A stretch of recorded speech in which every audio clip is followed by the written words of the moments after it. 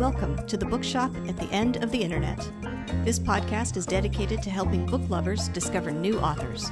Like all the best bookshops, this podcast is filled with all kinds of books and all kinds of authors. So tune in, browse around, find a new author, and discover a new favorite book at the Bookshop at the End of the Internet. I'm Stacey Horan, author, book lover, and host of the Bookshop at the End of the Internet. This is episode number 240. For more information about this or any of our episodes, go to my website, staceyhoran.com. If you enjoy the podcast, leave us a review, like us on social media, and share us with your friends, family, and fellow readers.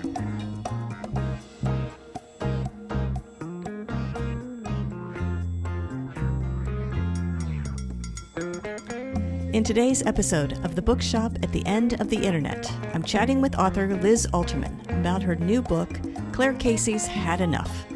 Claire Casey is a 40-something-year-old mom of three who was recently separated from her husband and is facing the decision of whether to reconcile or file for divorce. The book follows Claire through one 13-hour day in which her life feels like it's spinning out of control. When an old flame gets in touch and asks Claire out on a date, she is forced to revisit her hopes and dreams and things that took a back seat to marriage and family, all while trying to deal with the everyday chaos of being a suburban mom. As it all gets to be too much, Claire has to be honest with herself, take a hard look at her life, and decide what she really wants. In this episode, I'll chat with Liz about her writing journey, how a story that's told over the course of one day took 7 years to write and publish, and what she learned about the importance of comp titles in query letters and marketing, as well as a few other things. Coming up.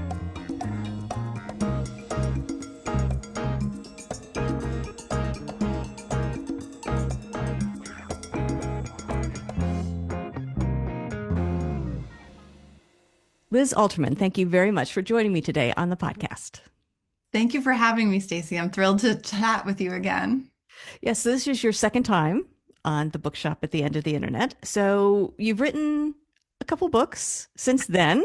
What we're going to do today, I think, starting out, is talk about your newest, which will be out shortly after this episode airs. It's called Claire Casey's Had Enough. If you don't mind, tell us a little about this book and what inspired you to write it. Sure. Thank you for asking. Yes, it should be out June 3rd of 2025. And it follows, it's told over the course of 13 hours. It's a day in the life of Claire Casey. And she's a 40-something mom of three who, as the title suggests, has just kind of had enough. She is separated from her husband, kind of trying to make the decision about should they reconcile or is it time to call it quits? And this book takes place on a September day, as I said, over 13 hours. But before that, she and her husband separate in May. And then in June, she goes to her college reunion where she runs into a guy that she dated during her senior year. And, he really wasn't the one who got away, but he sort of serves as a catalyst to remind her of all the hopes and dreams that she had back during those college years and things that have really taken a backseat. She had a children's picture book, but now she's in a job she does not love. And, she keeps thinking about how to resurrect her career in a better way and just hasn't really been able to do it while she's been making cupcakes for the PTA and driving her kids and one activity to the next, trying to catch the neighbor who keeps letting their dog relieve himself on their lawn and not clean up after it. So she kind of, she wakes up on this day in September and she gets a message from this former boyfriend, Alex, and they've been exchanging emails all summer, but that's as far as it's gone. And when she gets his email, he says he's coming to town for a business trip, not far from where she lives, and would she like to meet him for a drink? And she realizes in that moment, like, it's go time. She has to make a decision. She knows if she meets him, it's probably going to be more than just that drink. And so it kind of sends her into, as I say, a 13-hour tailspin of, will she, won't she? while she's still trying to juggle her job and her kids' activities and the volunteering commitments and all sorts of other things that go wrong in the over the course of a day in the life of a suburban mom. So this is a departure from what you have been writing fairly recently over the last several years. Yes. What was the spark for this story that made you decide, okay, those thriller and suspense books that I've been writing, I'm going to pause and I'm going to write something completely different. What was that thing that made you decide, okay, there's enough here for me to invest my time? Well, thank you. It's funny. I'm glad you asked because the behind the scenes story is that things actually happened in the opposite way. Back in, I guess, 2014, 2015, I wrote a memoir called Sad Sacked that followed the period that came after my husband and I lost our jobs within 6 weeks of one another. So I spent about 2 years kind of mining my life, taking writing workshops, visiting some ugly periods in my own life. And so when I finished it, I was in this writing group that was kind of an offshoot of the workshops I'd taken. And one woman in it said, "Who wants to join me doing NaNoWriMo this November, that national write a novel during the month of November?" So I thought, wow, to write a novel and to get the bulk of it down in just 1 month after struggling for 2 years with nonfiction seems like a dream come true. So I'd had this idea about a woman who reconnects with an old flame and has to make this decision. So I actually wrote this book in I guess 2017 to 2018. And it was such a fun departure from memoir. And I was very fortunate. I got an agent fairly quickly. Not, and that felt like a dream come true. And she was very enthusiastic. And we started sending it out. And so let's say it was like the November before. By the following September, it was going out on submission. And I was so excited and she was so optimistic. And we just got one lovely rejection after another. Like, "Oh, this was a lot of fun. I enjoyed this read, but it doesn't really feel big enough. It doesn't feel fresh enough to stand out." Or, "We have something similar coming out soon, but best of luck." Or, "I'm sure you've placed this by now. I'm sure another editor will feel differently." All of those. And we just kept trying and coming up empty. And then, so that was hard to hear. But so fast forward, she and we parted ways amicably. And I still had this love for this character of Claire because I guess also not that thankfully, it's not autobiographical. I did not reconnect with a former love, which when we get to the thriller part, I'll have to share the reaction. Like, I think in my thrillers, people are murdered or other terrible things happen. Nobody thinks it's me. But when it comes to like a middle-aged woman who's kind of lusting after an old boyfriend, people are like, "I know this is you." Just want to set the record straight and say, like, while certain other things that happen in the book, like for example the dog, where I can't catch this neighbor who's not picking up after their dog, that is autobiographical, but thankfully the potential affair part is not. But so then I decided I would work on it, periodically. And then I decided to submit on my own to a digital first publisher where you don't need an agent.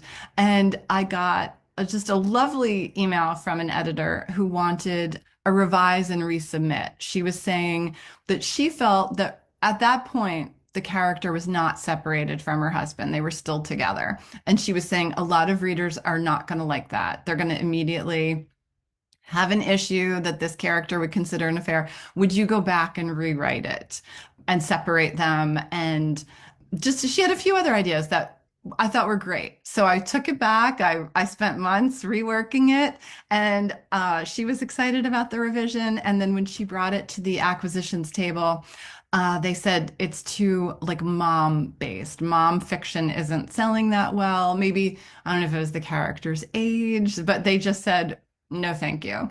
So at that point, I still, I went on, and that's when I thought to myself, okay, you know what? Maybe thrillers are a more straightforward path. Let me try my hand at that. So and I'm a big, I mean, I read across the board, but thrillers are a genre I gravitate toward. So I started writing the thrillers, but Claire was just, kind of always lingering there in the back of my head. And so I hired a developmental editor, and she had helped me with The Perfect Neighborhood, which was the thriller I wrote in between. And she was great, but she came back and she was like, I don't really know what to tell you here. Like, I don't see anything glaringly wrong with it. Like, maybe tighten this or change that or set apart a flashback, but I can't help you. So then I tried submitting again and I got another request for a revise and resubmit. And their issue, that publisher's issue, was we don't know how to market this. Is it women's fiction or is it rom-com? Is it chick lit? You need to kind of pick a lane. We don't know how to market it. And so at that point, I thought, I don't know. And that's again kind of reinforced my idea that thriller or suspense is a more straightforward idea. So I took it back again and I kept going. And then I hired another developmental editor, which when I write about this, the whole Claire thing, I say, like, is this a study in, perseverance or just madness that I couldn't let this go? But it's kind of, I always joke, like, with leftovers in the fridge. I'm like, somebody's going to eat that, like, around Thanksgiving. I'm like, we're making turkey soup, we're making turkey curry, we're making turkey quesadillas. Like, I can't let it go. So Claire was kind of the same way. So I hired another developmental editor, and she really honed in on, is this women's fiction or is this rom-com? Do you want to throw in an issue that would take it one way, or do you want to go more like slapstick comedy? And so she helped me find the path forward there. But so people will say, like, friends will be like, wow, you wrote that so fast. I'm like, no, actually, I've been working on it for 7 years.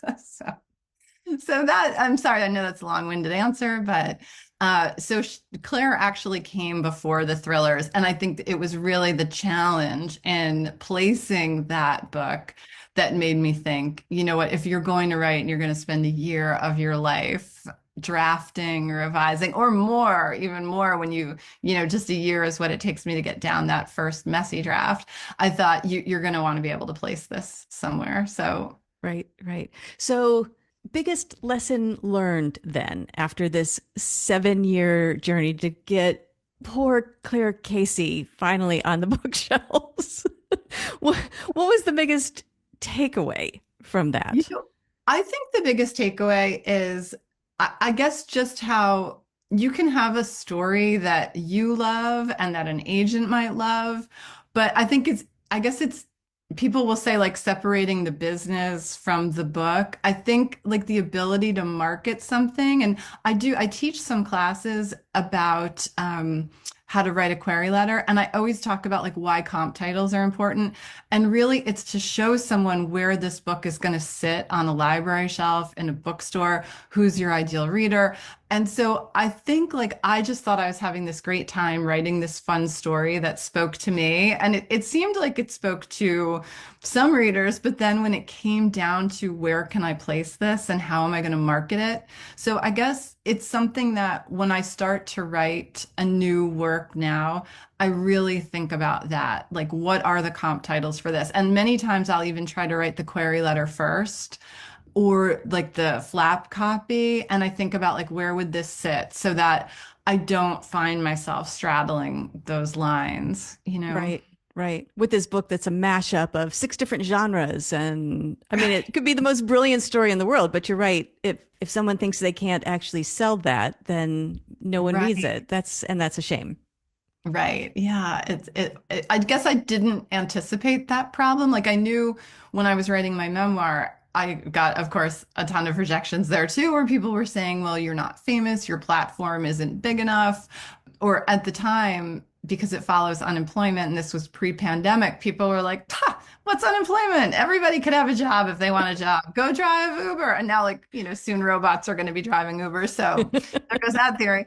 But I guess I thought that I understood memoir was its own beast in terms of placing, but I didn't anticipate that with women's fiction. And I know nobody likes the term chick lit, but I loved Bridget Jones, or I don't know how she does it. Where'd you go, Bernadette? And I was thinking it could slide into that one of those slots, and I hope it does now. Well, let's talk about Claire because obviously she has been with you for a very long It time has, now. Not yes. just like a character you wrote way back when and you still think about her maybe every once in a while, but a character that was front and center for Hmm. years when you were Yes. working on this book. Did she change? And I'd like to know a little bit more about her. Like, what Sure. she was like and maybe inspiration. It was not she clearly she is not you, as we have already stated, but Right. like where did she come from and did she change? I mean, she was with you for a long time. Did she end up growing over the course of several drafts? She definitely did. I think that really, and I have to say, I think that she really evolved the most in the final iteration. And I have to credit my editor, Lori Johnson at Severn, and her assistant, Mary. They were, I guess, and it's funny because they had not acquired it. It had actually been acquired by the editor who made the offer on the house on Cold Creek Lane. And when she offered on Claire, I was so excited to work with her again because I thought she had wonderful edits. But then she announced she was moving on to a different publisher. And, she said, you're going to be in great hands. And we did another edit before she left. And I thought Claire was good to go. And then I guess just Lori and Mary saw Claire through different eyes. And they were kind of like, we want more for this character in the end. And and there were times because Claire really is up against it a lot. Like they were kind of reading her as more snarky than perhaps I intended. And so in some ways, I softened her a bit. I gave her a new friend that she had not had in earlier iterations. And then I feel like I gave her more in terms of her career. So when she starts off, when she's in college and the flashbacks, you see her and she's kind of always talking about how she's going to write a novel. And in college, she dabbles in some poetry. And she starts off in, her early career days working for a newspaper. She hopes to have a column and she never kind of gets there. Things kind of sideline her and her dreams are not achieved other than that one children's book that she puts out. And then she can't seem to replicate the success of that. So they were kind of saying, wouldn't it be nice for Claire? She's got all of these things coming at her. Like, let's give her some good things. And I was really happy. But I think sometimes when you're too close to it and you've been with that character for so long, you can't necessarily see anymore what she's missing or you've been entrenched in these early drafts. You can't figure out a way to make her bigger. And so I'm so grateful to them for their vision and for seeing Claire with these fresh eyes. Right, right. So is Claire someone either the way she started out or the way she ended up, is she someone you would have been friends with? Is she someone that you kind of see reflected in people and the situations that they're in?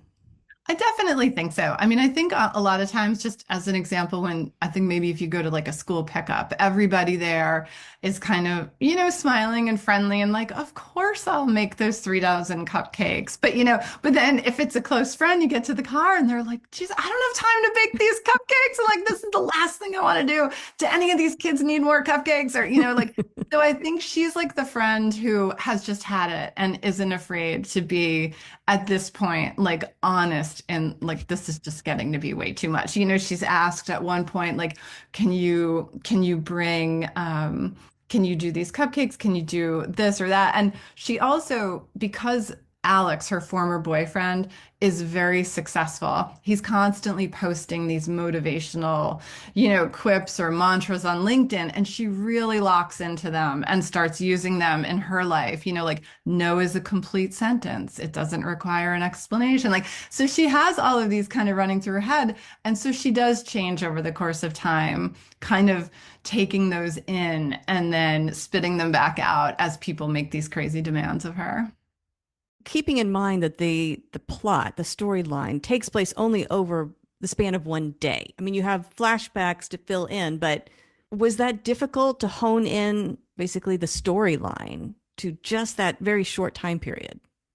I think that like putting it over the course of one day was something that I wanted from the outset. So I was kind of determined. At different points, people had said, it might make it easier if you told the story linearly, like from the time she and her husband, and it does open, you get to see the scene where she tells her husband, like, you need to go. And then we get to see the scene of when she's at the reunion. And so you're getting those, as you say, through flashbacks. But there were different points where, and it's funny because instead of chapter headings or titles or numbers, I have timestamps throughout the day. And so sometimes I would think about, okay, I think about my own town. If I'm driving to CVS, how long is that going to take me? Or if I have a phone call with an old friend or I have to send a work email. So a lot of times I'd be like, okay, that happened in 18 minutes. Is that accurate? Or, as the clock is ticking down to her deadline to meet Alex, like I tried to be very aware of, is that a realistic, or like, okay, I got to get Claire moving, or it's lunch, okay, she's been away from, and that was funny too. I guess my editors were kind of like, Claire's away from her desk for like 90 minutes. Is that acceptable? It was just, it's funny. I'm like, well, we can make Claire do whatever we want, but like you have to kind of address those times. So that was a bit of a challenge. But I felt like because I was so married to that concept, I was willing to meet the demands of it throughout the day. So after your experience with this genre, women's fiction, chick lit, rom-com, whatever you want to call it, for whatever shelf you want to place it on, do you think you would do more stories like this? Do you think you would try again for this genre? I think I would because I love it and I enjoy reading it and it was fun to create. And I've had another idea that would fall into that category, that I guess a comp title, because again, I'm married to, like, you must have a comp title or don't even try.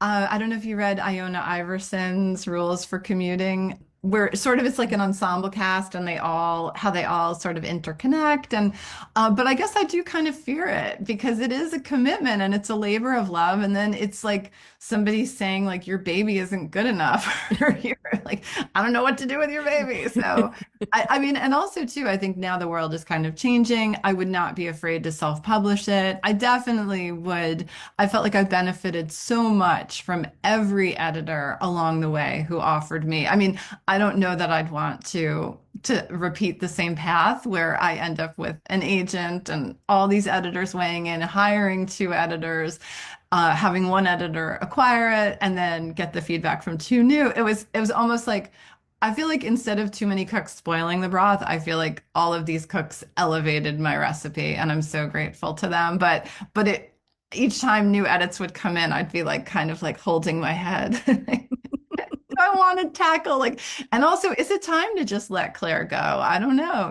That was always in the back of my head. So Yeah. Yeah. Well, we're glad you didn't. So we'll thank look you. forward to Claire coming out. But I want to mention, you mentioned The House on Cold Creek Lane. So since we have chatted, you also released that book, which again was a thriller in line with The Perfect Neighborhood. Can you tell us a Yes. little bit about The House on Cold Creek Lane? Sure. So that's told from two different points of view. The first character you meet is Laurel West, and she's a young mom. She's on bed rest. She and her husband and their toddler live in a cramped apartment in Manhattan. And she and her husband have been house hunting for months and they keep getting outbid, which I live in New Jersey. And unfortunately, it seems like everyone I speak to is having that experience and was having the experience of getting outbid for homes when I was writing it. So and this is a little bit of where the idea came from. They end up, her husband, while she's on bed rest, finds this house and he makes a lowball offer and it gets accepted. And kind of right away, Laurel, who has had some definite, tragedies in her past, it is kind of, her spidey senses are tingling. Like, is this too good to be true? Why, how, after all this disappointment, did we get this house? And then, so they move in. And initially she's like, okay, this is charming. And then she begins to meet her neighbors and she starts to think like something's not quite right here.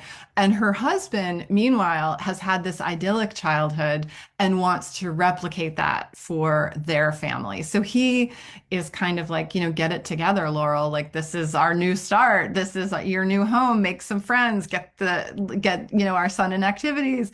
And then meanwhile, you meet this other character, Corey Sutton, who is in Florida, and she has moved into her mom's retirement home. She also is trying to overcome a tragedy in her past. And as her story unfolds, you begin to learn how these two women are connected and how both of them, when you start the novel, they're not coming from places of strength. They've both been, weakened by the events they've experienced. But as the novel continues, they get stronger and they kind of find their footing, and it kind of comes to what I like to say is an explosive conclusion. So that was fun to write. Yeah. Yeah. Well, and it seems with most of your stories, thrillers, and also with Claire Casey, your stories tend to reside sort of in this kind of domestic setting, Yeah. right? And so instead of which is interesting to write a thriller or a suspense novel in a very kind of micro setting like that. We're not talking about world espionage and traveling Right. the globe, and you have the whole world is your stage. Playground, right? This is, your house, your neighborhood, something very contained. What is it that draws you to this sort of micro setting? I don't know how else to describe it, but No, that's a great question. Well, I've grown up always in similar suburbs to the ones I'm writing about, and I've been in New Jersey. And it's funny, as the books have come out, so I grew up in one town that's very similar to the town of Oak Hill, where The Perfect Neighborhood is set. But I currently live in a town that's very similar to that. And then I've worked in Princeton, I've worked in Westfield. So I've accumulated friends along the way. And when they've kindly read the book, they're like, "Oh, you set this here, you set this here." So I think it feels very familiar. But I also think there's almost like a sense of claustrophobia that, for example, in The Perfect Neighborhood, when Rachel's son goes missing on his walk home from kindergarten, like that just spreads like wildfire. And every time she's out, she can almost hear the whispers of like, "There's the mom." And then also when Laurel West moves into her town in the house on Cold Creek Lane, it's like she can see these cliques that have already formed. And she's trying to figure out, at one point, she says, she talks about the trouble of trying to find her tribe. Like who will she be friendly with? And, she's new and she's got this baby and she's got this toddler, and just the struggles of everything that you think of a small town America or like Main Street as just like charming and a safe space. But I think if you're looking at it through the right lens, you kind of scratch the surface and you're like, "Ooh, this isn't as easy or as idyllic as we want to think it is." right, right. Well, another book that you have written since we last spoke, another suspense thriller. You Shouldn't Have Done That. Great title, by the way. Oh, thank you. Can you tell us a little bit about this book? Sure. This was another one that was fun to write, and it follows these two families, the Whitakers and the Chapmans, and they also, this one it's a little bit of a departure from my small town. So the families, they meet when their sons, Cal Whitaker and Brad Chapman, are in preschool together, and the moms become friends. And then, as often happens in the suburbs, they introduce the husbands and the other siblings, and before you know it, they're going on vacations together, celebrating birthdays together. And as the sons grow up, they sort of take different trajectories. And you're going to meet them when they're in their 20s and they're out in Wyoming. So there's my departure from small town New Jersey. And Brad has gone out. Brad has dropped out of college. He's out there working as a ski instructor. Cal graduates from college. He's this golden boy, handsome, charming. And he was supposed to work for his dad's company. And after a couple of months decides, "You know what? This isn't for me. I'm going out to Wyoming to hang with Brad." And of course, that is a thorn in his parents' side. And so fast forward a few months, the boys go skiing together and only Brad comes home. And sort of compounding matters is that there's a snowstorm coming through and Brad does not report Cal missing right away. And it sort of becomes a case of, well, is Brad a suspect? Did Brad know more? Or, Brad himself might tell you, hey, look, he's my roommate and my friend, but I'm not his nanny or, his bodyguard. I don't have to keep track. And so as time passes and Cal is not found immediately, tensions escalate between the families that had been so close. And so you're kind of toggling between New Jersey and Wyoming. And then also Cal has a sister. I felt like this was kind of topical. She's a high school student, and she sort of sees an opportunity she wanted to be an influencer, and she's gotten like some small time, maybe sponsorships, but she wants to be an influencer. And so she herself doesn't really think Cal is missing. She thinks, maybe he met someone, saw a better opportunity, ditched Brad. So she kind of takes to her own social media to blow up this story of like, where's my brother? And that kind of takes on a life of its own. And so what was the spark for this one? Because you're right, it is a bit of a departure. So where did the idea come from? I guess I had seen a news story about something similar where a friend kind of walked the line in another friend's disappearance of was he a suspect, or was he just and had there been a fracture in the friendship that led him, like, was this guy just living his own life? Was there trouble behind the scenes no one knew about, to the point that he just didn't care where his friend is, or had he actually done something to the friend? So that kind of made me just kind of imagine that scenario, and especially thinking about the damage it would do to the families if they had been friendly. So you've now written a number of these thrillers, Mhm. the rom-com chick lit, memoir. So you've dabbled in a number of different genres. Is that still the plan, to keep just trying new things as story ideas strike you? Or is there one that's really, I would say, your voice, and you might try something else, but really there's a lane that you are happy to stay in? Oh, thank you. Well, I think that's such an important question for me to be thinking about. And I wish I had a solid answer, because when I met with my editor, and I think where I saw you at BoucherCon in Nashville, I met with my editor, and we had been talking about Cold Creek had just come out, and she was in the early stages of giving me notes on Claire Casey.